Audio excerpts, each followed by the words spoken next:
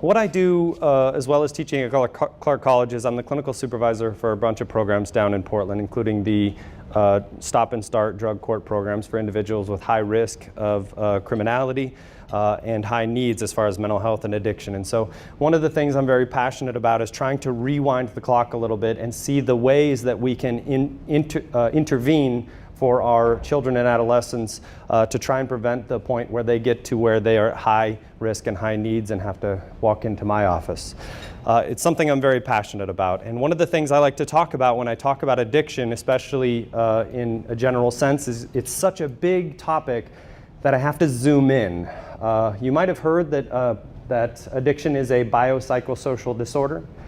What that means is that there are a variety of biological, psychological, and sociological factors that contribute to the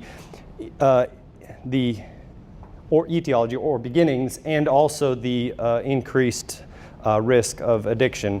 But the area I like to focus on is some of the biological pieces. There's a reason why I do that, is that because of my teaching at Clark College, one of the things I've become is a little bit of a student of history of drugs and mental health and how we look at them from a social perspective. And I don't know if some of you are, okay, this is the right crowd. You all remember when there was a lot of negative thoughts about mental health issues. That the idea of depression wasn't seen as a mental health disorder, it was seen as sort of a moral failing or a moral flaw. And in my opinion, one of the things that really helped us to change our thinking and fight back the stigma for mental health was the beginning of people to understand that there is a physiological component. It's not just sadness, it's a imbalance of serotonin and dopamine. Even if people didn't understand exactly what that meant, people were saying, okay, there's a physiological component to this, so I can see it as a medical issue. I can start to get people the help they need rather than seeing it as a moral failing in which you just kind of buck up, would you, right? And I think we're kind of on the cusp of that now with regards to addiction and understanding that it's not simply a psychological disorder, and it certainly isn't a moral failing, that it has physiological components as well.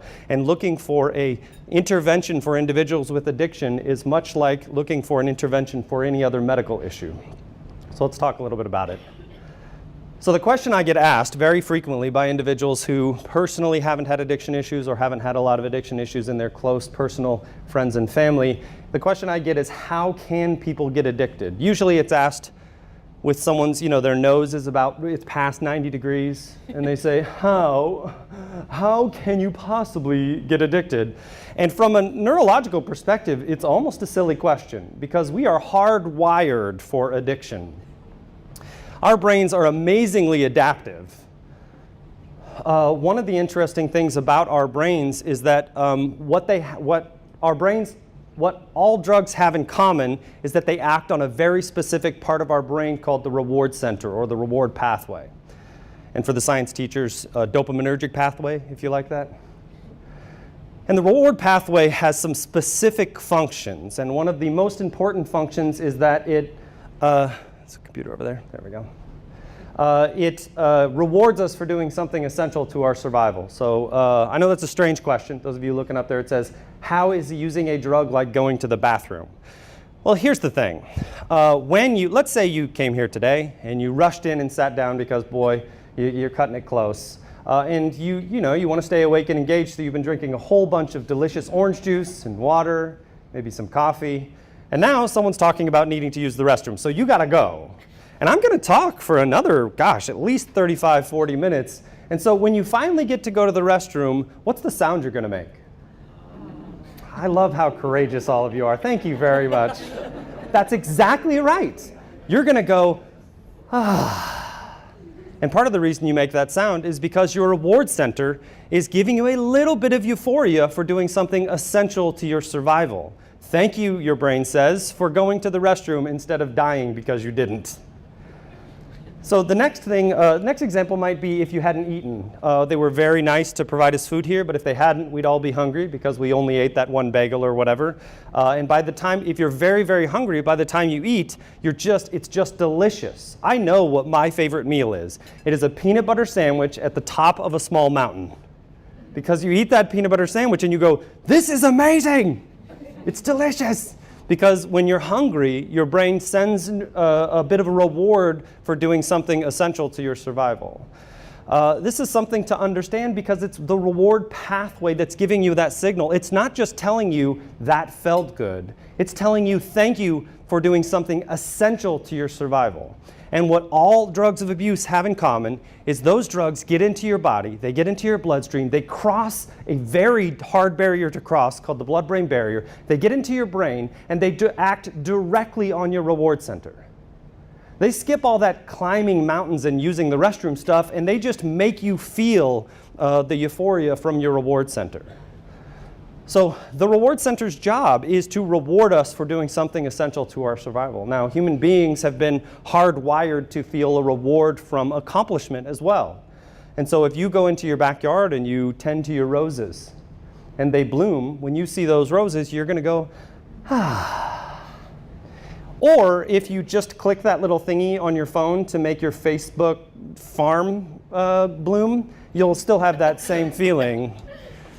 Because we are hardwired to feel a reward from accomplishment. And what drugs do is short circuit that entire system. That's why they work. So what happens if we repeatedly tell our brains that an action we're taking is important? This is one of the biggest misconceptions about drugs. They are not addictive because they feel good. Back rubs feel good, and no one's running around selling their grandma's jewelry to get a back rub, right? They are not addictive because they make us feel good. They are addictive because they short circuit the reward center and the reward pathway of our brain. They directly cross into our brain and act on the reward pathway. So for those of you who know the basics of behaviorism, behaviorism is when you are provided a reward, it shapes your behavior toward an increase in that behavior. So all of those rewards, if you go all the way back to Pavlov, who made meat pair with a bell, or the more recent things about shaping animals' behaviors to do amazing things like a horse that can fetch, those rewards only work because they have a secondary effect of having a release of serotonin and dopamine activate the reward center. That's the only reason that those rewards work to shape behavior. And once again, drugs short circuit that. And so the question to me, if you look at it from a biological perspective, has never been, how can people possibly become addicted? The real question is, why aren't we all? Right? Because if we're hardwired to become, to shape our behavior, to increase the behavior because of the short circuiting of the reward center, why aren't we all just, because there's caffeine in coffee, there's theobromine in chocolate, and so why aren't you guys all like just pounding the, switching to energy drinks and then drinking 12? Well, there's a reason, and we're going to get to it. It's something I'm going to talk about called the prefrontal cortex. So we'll get there in just a little bit. So one of the things that we need to talk about, and I bet anyone who's come to this thing probably already knows, is that one of the differences between drug use in adolescence and drug use with adults is that in drug use with adolescents, the brain's development is hindered even with infrequent use.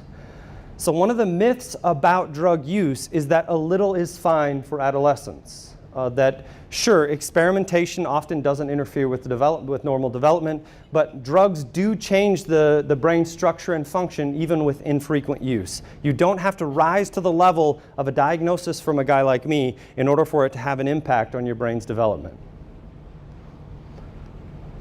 So let's talk about the prefrontal cortex. The prefrontal cortex is a big hunk of flesh in the front part of your head.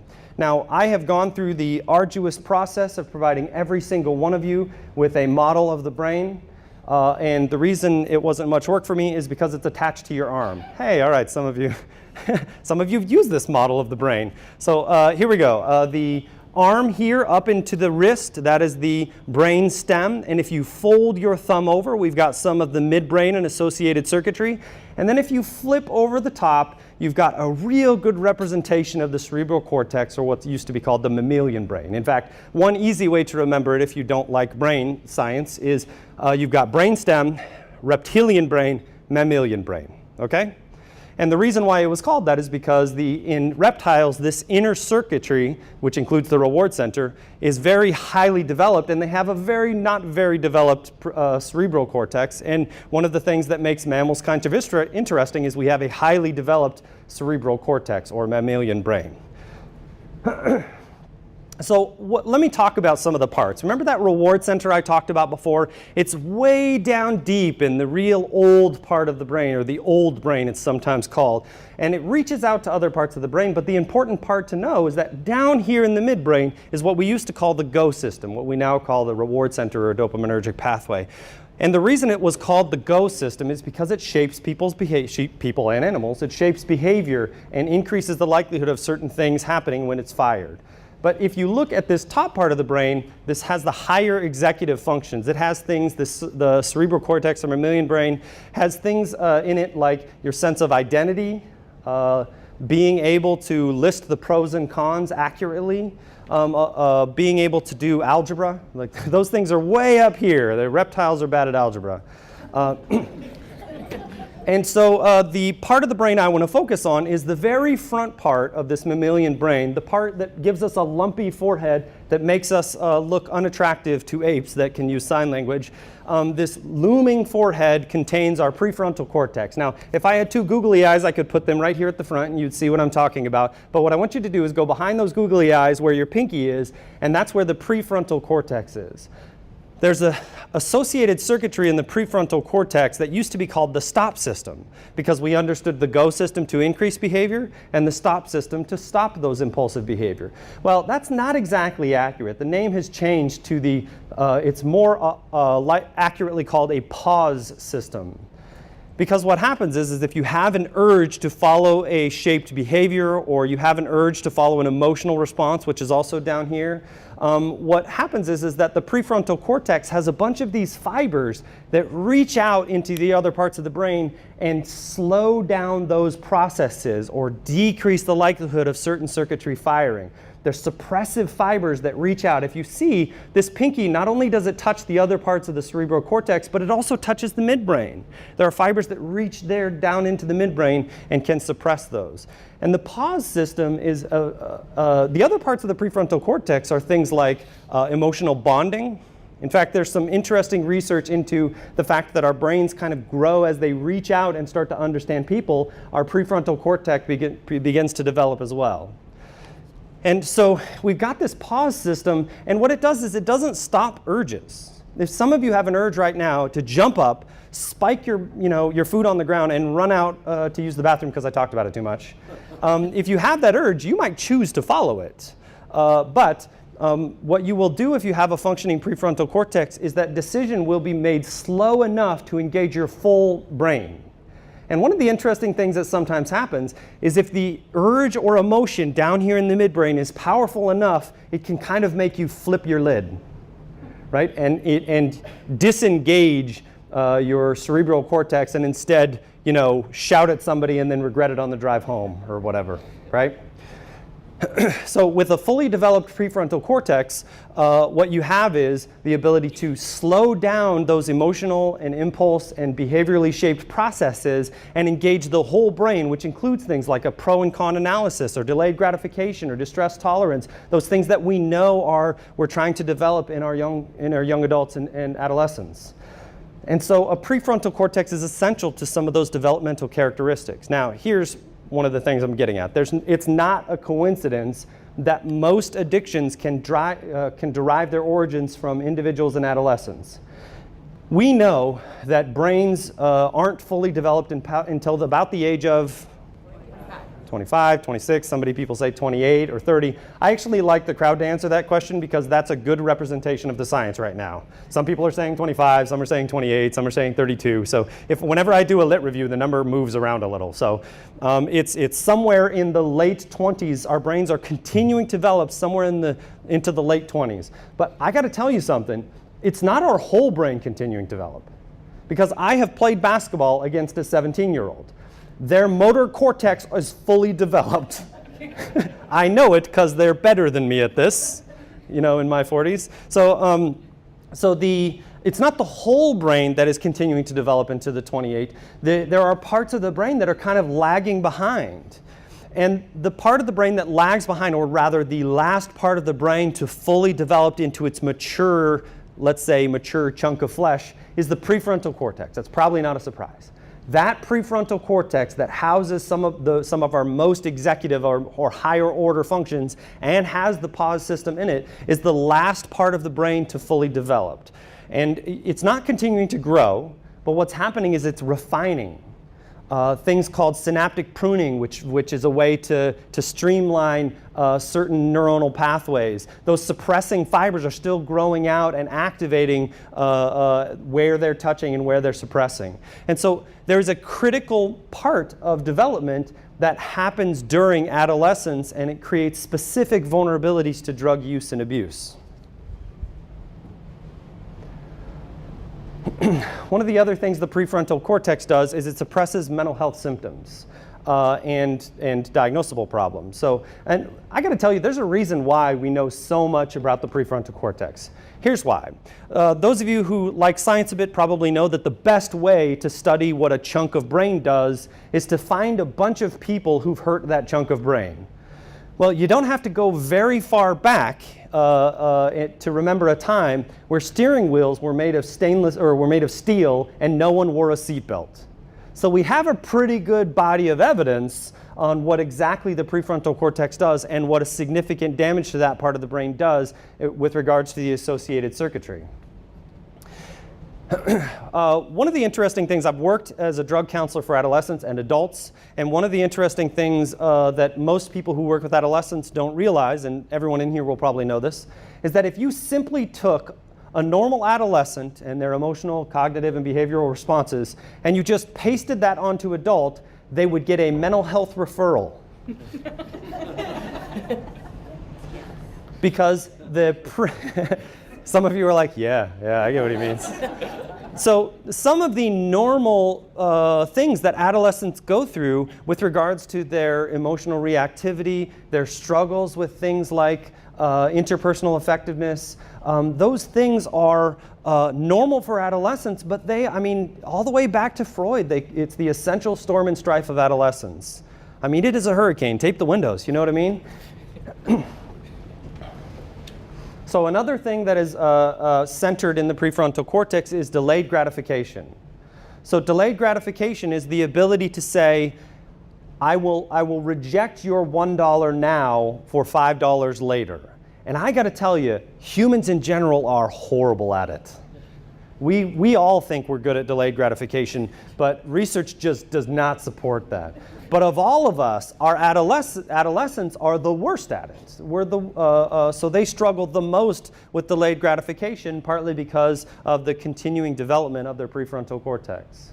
So one of the things I want to talk about is the paradox of drug use. And I got to give you some bad news. And this is coming from a drug counselor who's done a bit of prevention and worked in the courts. And I've worked kind of all over. And there's something you need to know. Drugs work really well.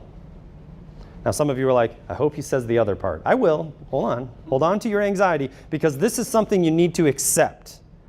And you need to accept it as a fact alone before I get into the other part. Drugs work. It's important that you recognize that people wouldn't use drugs if they didn't work. They work. If you have struggles with interpersonal effectiveness, alcohol works. If you have struggles with anxiety, marijuana works. If you have struggles with internal motivation to achieve your own goals, stimulants work. We have to accept that. It's a tough pill, but you have to swallow it, because that is part of what we're dealing with here, is that drugs do what they say they will do, and they do it better than your own coping strategies. And that's part of the reason that drugs are so appealing to our young folks and adults, is that sometimes they have a very specific deficiency and they have tried the coping strategies that would normally work and they have not worked, and now they are using a drug. And you know what they find out the very first time they try it? It works. Now, that's one of the things we have to recognize. Now, here's the but. the but. And it's one of the things that's the most painful, having worked with people all along different ages of drug use, is that when you use a chemical instead of a skill, you do not develop that skill. And so I work with individuals that are in their 50s or 60s that haven't learned to sit in a seat for an hour and listen, because they have used drugs to cope with their distress tolerance struggles and their inability to hold in their urges and the ability to focus their brains on one thing without shifting. These individuals have always been able to use drugs to cope with those discomforts, and they did not develop those skills. And so a big part of drug counseling, it's not all of it. Drug counseling intervention is a complex issue, but one of the things that we try to do with everyone we work with is help them to develop some of those skills that are likely lagging behind. Not because they haven't developed appropriately, but because they have found a way to cope with those issues. And that way is drugs. So I've already hinted at them, but there's some very specific issues that are especially distress tolerance, which you can see in this image here. So some of the issues that are struggles that adults learn partly through this sort of sand into a pearl process of adolescence is distress tolerance, emotion regulation, and interpersonal effectiveness. These three categories have been shown very resoundingly by research to be underdeveloped in individuals who use drugs at all in adolescence, but specifically if they rise to the clinical level and abuse or become addicted to drugs. And these categories also are associated with individuals who have very strong mental health symptoms. That it is these things are correlated, their absence is correlated in increased symptomology for mental health and addiction issues, and their presence is correlated in a reduction. And this even includes those mental health issues that we see as intractable or biological, like schizophrenia or schizotypic personality disorder or the other personality disorders. If individuals increase these abilities, you see their mental health and addiction symptoms go down. There's a very tight correlation for these. And these are also things that you can solve with drugs. If you have a very deep struggle with boredom, using drugs allows you to not have to worry about that issue. If you struggle with emotion regulation, drugs will calm the negative emotions. So you can see that correlation. And to me, the greatest irony of drugs, the one that I sometimes get choked up when I talk about this, that when you understand the interplay between psychology and neurobiology, one of the things you get is the reality that when people use drugs to cope with a deficiency, it works and it also hurts that part of their development. More so, I have to talk about something. Do drugs kill brain cells? Yeah, they totally do. Now they kill a few less than we thought because they put some to sleep by destroying their receptors, but they still do kill brain cells. And here's the thing, when people talk about drugs killing brain cells, they kind of think about it like it's just random. Like, hey, I got 100 billion. What's a few 100,000 between friends, right? But the reality is that drugs don't just kill random brain cells. They damage the brain cells in the areas they act on. So one more step here. If they damage the brain cells in the area they act on, and individuals are using drugs to cope with the deficiency in development that's related to that circuitry, they are increasing the problems that led them to drugs. And that's the part that hurts a little if you can see it. In essence, it would be like if you had a little hole and you found something that fit in that hole, but what you didn't know is the thing that fit in that hole was slowly making the hole bigger. And so you needed to put more in that hole because the hole's getting bigger. And at no point were you able to put it together that the thing you're plugging the hole with is melting away the edges of the hole. This is one of the biggest ironies of drug use, is individuals will find a drug that copes with issues they have, and those will make those issues worse. Some of the research that supports this is social anxiety and alcohol. Often we can trace back individuals that there's a correlation between the initial use and abuse of alcohol and some of the traits of social anxiety, not diagnoses, but some of the traits. But when you look at individuals who've used alcohol for 20 years or more, the ability to diagnose them with social anxiety skyrockets. Some research shows up into the 90%. And that is a crazy amount percentage of individuals that can get a diagnosable mental health disorder. And so what we're seeing is these are individuals with social anxiety or social anxiety traits initially, and they discovered alcohol helped them.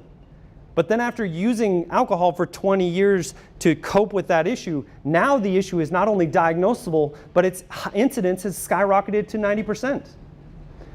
And the other example is depression and stimulants or ecstasy. There is a very tight correlation between individuals who struggle with depression who gravitate toward stimulants, gravitate toward things like ecstasy, cocaine, methamphetamine. And if that were it, that would be a bummer. But that's not it. That the use of these stimulants is then correlated with the increase in incidence of depression and anxiety and the increase in severity of depression and anxiety. And so not only are they using a chemical to stimulate those serotonin pathways, that same chemical is destroying those pathways. And so that's the great irony. And you can see why many of us who work in this field, you guys included, have such a strong desire for prevention, early intervention, and treatment, because we want to get in there. We got to get in there when we still can make a huge impact before the behaviors that they're engaging in are making their behaviors that they engage in worse. So I don't want to spend too much time on developmental milestones, except that they're related to the development of adolescence, and they're also correlated with initial use and abuse. And so I won't, many of you, because you work with adolescents, you know quite a bit about adolescent development. But some of these behaviors, I want you to see how they hook into addictive use and abuse very naturally. One of the things that those who don't work with adolescents don't realize is that adolescents are different in their development, and there are certain behaviors and processes that seem abnormal that are actually completely normal. And the first one is individuation. As most of you know, as I said, I won't spend much time on this, but one of the processes that's absolutely essential in adolescence is to start to separate from the adult figures which you've been emulating. Is anybody in here have kids that have gone through adolescence? So you probably remember you're walking down through the mall and they're walking next to you, maybe they're 10 or something, and then you go, hey, that's a nice shirt, and they go, yeah, it totally is. And then you blink your eyes, and now they're 14 yards behind you, and if you say you like that shirt, it is dead to them. That is an ugly shirt that you like, even if they totally kind of like it. If they don't like it now, you like it, right? That's that process of individuation, and many of you have experienced it or experience it 40 hours a week. So here's the thing. Individuation, if you just do a little bit of a step, you can see how these normal developmental processes can lead to drug use and abuse. And here's the thing. I'm going to tell you how these processes lead to initial use, and then what I just want you to know is that drug use is sticky. The reason I say sticky is because there's a large percentage of people who will interact, experiment, and then move away. But for a certain percentage of people, they'll get stuck there. They just get stuck. Now, depending on the drug, it might be 16% is what the figure is often used right now for marijuana. Other drugs, it's 10%. But there's a certain percentage that sort of gets stuck. So I can't think of, as a parent myself, I can't think of a better way for my kid to show that they have different values than mine than if they use drugs. That would perfectly meet that developmental norm for them. The other part of individuation is being able to separate thought, emotion, and behavior. So it's something that comes so naturally to adults that oftentimes they struggle with empathy for adolescents. Adults, well, let's say adults without severe mental health issues, what they have is the ability to go, I think Jim's boring, I'd like to tell him so. And then they don't do it. And thank you, by the way. You don't do it. And the reason is you understand that a thought doesn't naturally lead into a behavior. They're separate from one another. And the same with emotion. You know, if I walk by and accidentally scuff your shoe, you'd probably be a little angry. But you probably won't punch me in the face. And once again, thank you. You're welcome. But that's because you understand the difference. There's not a natural flow from emotion to behavior. But adolescents struggle with the differentiation, is the most accurate term, the differentiation between thoughts, emotion, and behavior. They kind of smush into each other.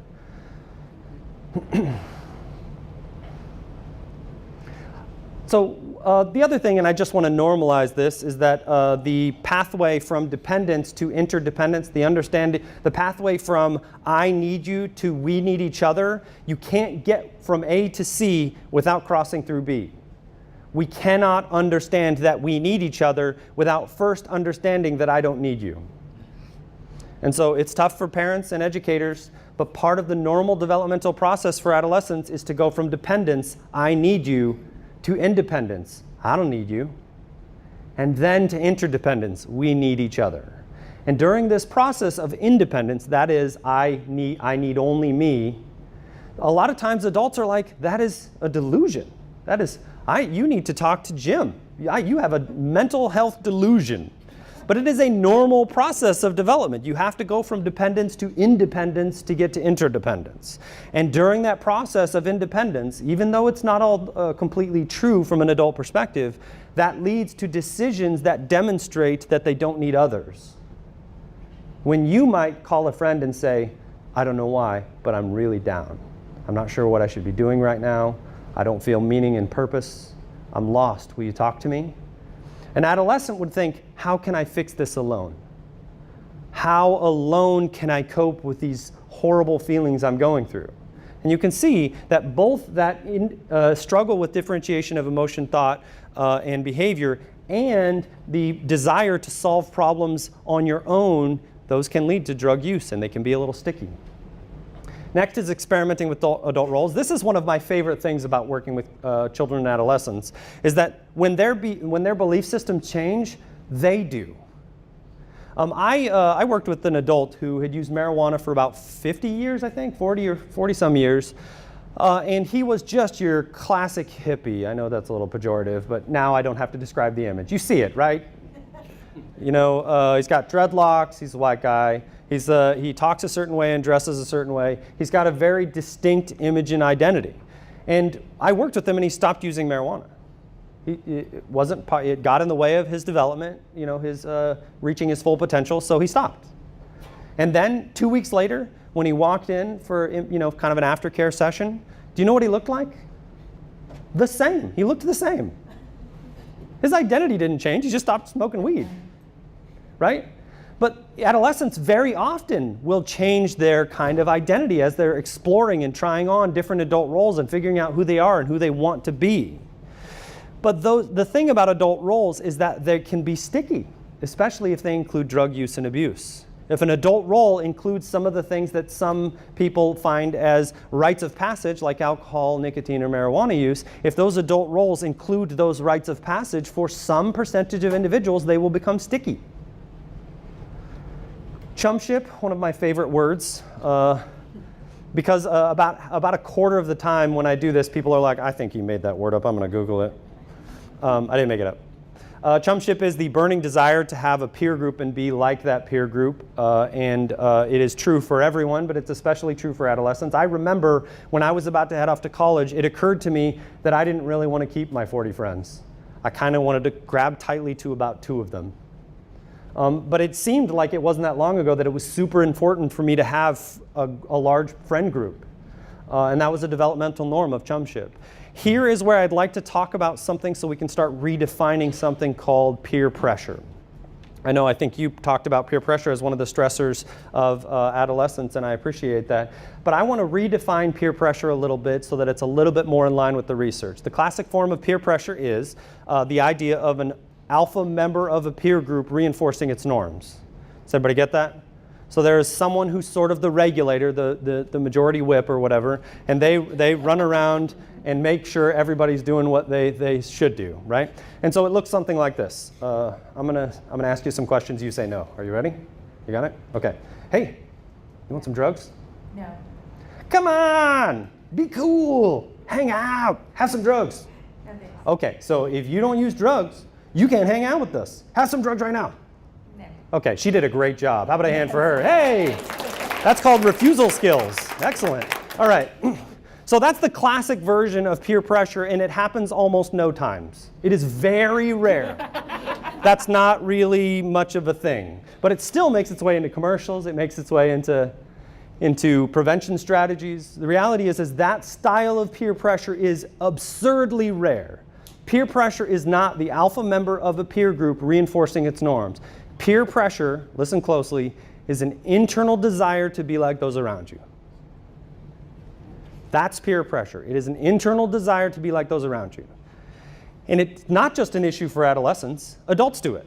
Do you know what no one did when they walked into this room knowing full well we were going to talk about drugs and alcohol? No one walked in and was like, woo, I got so drunk last night, woo, woo. Nobody did that. Now, you might have friends that would be comfortable with someone doing that, but you knew what this is all about. You had better toe the line in this room because it's a peer group. You want to be like this peer group. You feel an internal pressure. And the same is true for adolescents, except it's stronger because it's part of their development. They feel an internal pressure to be like those around them. Now, I'm going to make a, it's a bit stereotypic, but it helps to illustrate a point. Let's imagine that you have severe interpersonal effectiveness issues, and you feel like you don't belong, you're hyper aware of yourself, and you're not sure if anyone likes you, you can't tell. And so now you're trying to find a peer group. So you kind of walk in and you look around at all the cliques, which some of them haven't changed much. There's the athletes who you have to be an athlete or at least cheer for them. There's the smart kids who, you got to be at least a little smart. There's the people, there's like the Dungeons and Dragons Magic the Gathering folks, and you have to at least be non-judgmental about that stuff. There's all these different peer groups. There's probably a Pokemon one now if I had to guess. There's all these, yeah. The kids were like, I don't know what you're talking about, but you got it. Anyway, there's all of these different peer groups, and they all have rules for membership. Now, they might not feel like they reinforce them, and they might not reinforce them, but from the external perspective looking in, you think to yourself, well, I'm not an athlete, and I don't worship athletes. I'm not smart enough to be in there. I don't really know chess that much. I don't like guar, or whatever. Guar is old. I apologize for that reference. Anyway, so Google it, kids. Actually, don't. Just forget it. Forget it. Anyway, so there's all the different peer groups with rules, or at least perceived rules for membership. One of the groups that has the lowest rules for membership, the absolute lowest rules for membership, are those adolescents that use drugs. Now, you might say to yourself, hey, isn't it a little like the Dungeons and Dragons folks, where you have to be non-judgmental about using drugs? Nope. No, you could join the group of individuals who use drugs and says, hey, drugs are stupid, can I hang out? And they'd be like, yeah, come on in. There are very low rules for membership in those peer groups. And what that means is that individuals who kind of bounce around like a ping pong ball because of their struggles with interpersonal effectiveness, they might kind of land in that group. Now, what happens next? Peer pressure. Not peer pressure like it's in the commercials. Peer pressure like an internal desire to be like those around you. It's a slow burning pressure to conform to the norms of the groups that you spend time with. And so here's what peer pressure normally manifests as. It's going to look something, so say no to everything. You ready? Okay. Hey, can I try some weed? No. Okay, yeah, I get it. I'm the one who doesn't smoke, and I get it. But let me have some weed, would you? No. Okay, you quit being a jerk and give me some weed. Sorry, no. Okay, yeah, great job for her. Yeah, that's nice. So that's a lot more like what the manifestation or behavioral manifestation of peer pressure would look like. You might even get some pushback from the peer group because they recognize that that one of the things that makes you special is that you don't conform to the peer norms, but you will have an internal desire to be like those around you. So when we're trying to get in the way of this freight train of peer pressure, we have to recognize what it is and what it isn't. And what it is a developmental norm of chumship that can lead to sticky situations, like being part of a peer group that uses drugs and then conforming to those norms. How much time do I have? Time goes so fast. There's so much I want to talk about. Okay, so let's talk a little bit about hope. One of the things that gives me the most hope about the brain is that it is different than just about any organ in the body, not just because of its complexity. 100 billion neurons, each with about 10,000 connections, means that there are more possible firing patterns in the brain than there are atoms in the universe. It's a complex mechanism. But not just its complexity, but its flexibility. That our brain has the amazing capacity to adapt to different environmental norms, including drug use and stopping the use of drugs, and, that we have, as active agents in our lives, the ability to change our brain structure and function. If I asked you to sit here and heal your liver, right? Just, right? Or maybe just do a daily thing, right? You'd struggle. Maybe you exercise and eat right, but that's about it, right? But if I asked you to rewire your brain so that it became easier to interact with other human beings, you could do it. We have the capacity to not just change the brain's function, but change its structure as well. You've probably heard the term neurons that fire together, wire together. It's one of the things that gives me so much hope about these students who are doing something, who are choosing to do something different, trying to be part, not just trying not to be part of the problem, but they're trying to be part of the solution. And it's not just hopeful to me, because what gives me hope and gives everyone in here hope is that you might be able to reach someone and make a difference. And that gives us all hope. Do you know what else gives us hope? You guys are wiring your brains right now. The fact that you are committing yourselves to helping others, committing yourselves to things that are very difficult for adolescents to do, delayed gratification, putting others before yourself, considering your actions and making a choice, these things are not just good for those people who you're helping. These are good for the development of your brain. So the other part has to do with more with treatment than early intervention, and that has to do with the brain healing and rewiring. Some of you might have know people who struggle with addiction, and I know people who've struggled with addiction all the way to where they went from, owning their own business and doing well by most measures of society to literally not having a place to live, living under a bridge, being in having severe problems with health. In fact, I got to tell you, yesterday someone graduated from Stop Court who was my client. They graduated from a drug court in Multnomah County yesterday. I had my last session with him yesterday, and it was so poignant for me because when I met him, he had sores on his face, he was homeless, and now he's got a place to live, a job, and things are going well. And to me, that gives me hope, not just for the individuals in this room and the adolescents we're working for, but there is always hope. And so one of the shifts I'd like to make with the little time I have is to start thinking about addiction a little bit more like a medical issue. One of the mistakes that people make, and it's made more with adolescents, is that they don't see addiction in the way that it should be seen. Let's say you had cancer. And you went and you talked to your doctor, and your doctor said, your cancer is mild, so we're not going to do anything right now except change your diet and give you some medications. And it got worse. And you went back to the doctor and said it got worse. And what the doctor said was, what did you do? You must not really want to get better. If your disease got worse, it must be your fault. You must not have really wanted it. That's absurd, right? Let's take another example. Let's say you tried chemo. You tried the most intense interventions 2 or 3 or 4 times, and then there was a relapse or the recidivism for cancer came back again the 5th time, and you went to see your doctor, and your doctor said, I don't think you've hit bottom yet. We're not going to do chemo this time. That would be absurd. Early intervention and increasing, changing, or continuing treatment is essential regardless of how many times someone has tried treatment. The research is interesting. It shows that the more times someone's been in treatment, the next time has a higher likelihood of success. So don't quit. The next time might work.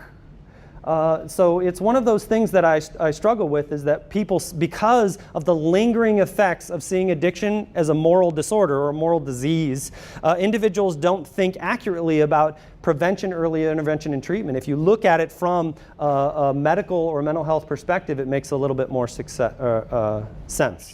So we're out of time here, so I just really want to thank you for allowing me to speak up here in this forum, and thank you so much for what you guys do for our students in the area. Thank you.